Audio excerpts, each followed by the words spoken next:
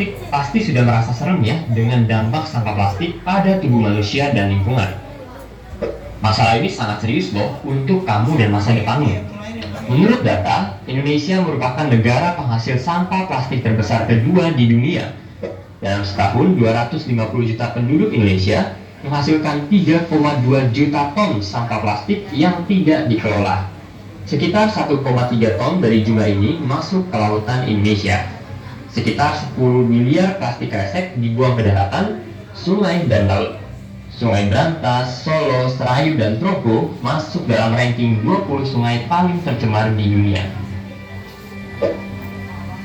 Kalau sudah tahu hal ini, pasti ya kita ingin adanya perubahan. Sampah plastik bisa dikelola dengan lebih baik dan lingkungan jadi bersih lagi. Tapi ini cuma bisa terjadi kalau kita semua ikut bergotong royong mengambil tindakan ya.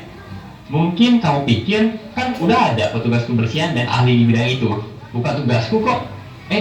Pemikiran ini nggak benar ya. Memang betul, ada pihak yang sudah ditugaskan untuk menangani.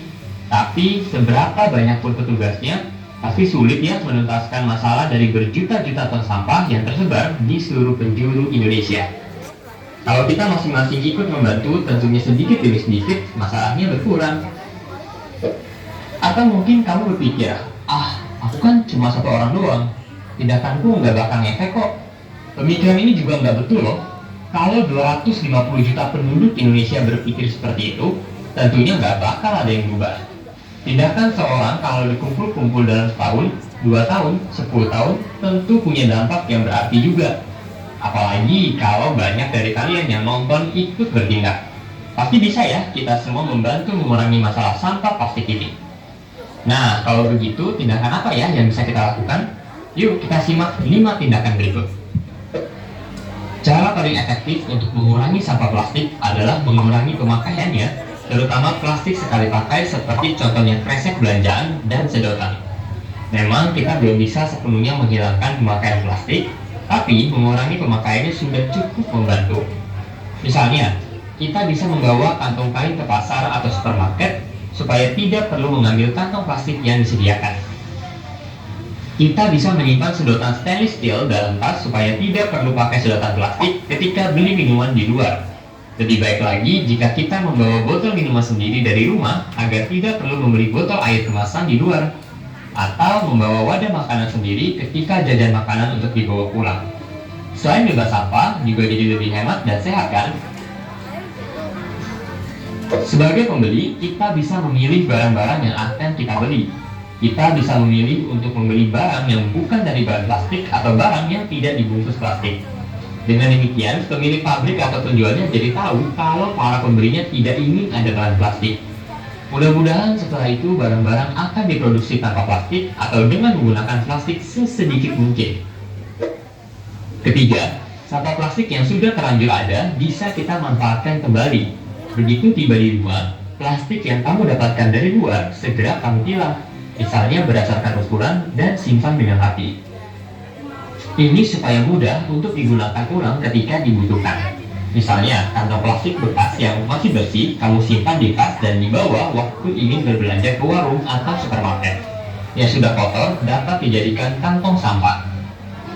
Kita bisa juga mendaur ulang botol bekas minuman menjadi wadah pensil atau pot tanaman. Yang berwarna-warni atau bentuknya unik bisa dijadikan kerajinan tangan untuk menghiasi rumah. Semakin lama plastik tidak berada di tempat sampah dan tempat pembuangan akhir, semakin tertunda sampah tersebut masuk ke dalam laut, sungai, udara, dan air tanah kita. Ada beberapa jenis sampah plastik yang masih mempunyai nilai. Misalnya sampah bekas botol minuman dan kantong plastik biasanya dikumpulkan oleh pengepul sampah. Bisa kita jual atau sumbangkan ke pihak yang dapat menyalurkan ke pusat daur ulang. Dengan demikian, kita mendapat uang tambahan atau beramal ke pihak yang membutuhkan. Selain itu, kita juga membantu mendaur ulang sampah plastik secara tidak langsung. Selain tindakan yang bisa kamu ambil dalam kehidupan sehari-hari, bisa juga kamu bercita-cita untuk jadi ilmuwan, aktivis, atau politikus yang membantu mencari penyelesaiannya loh.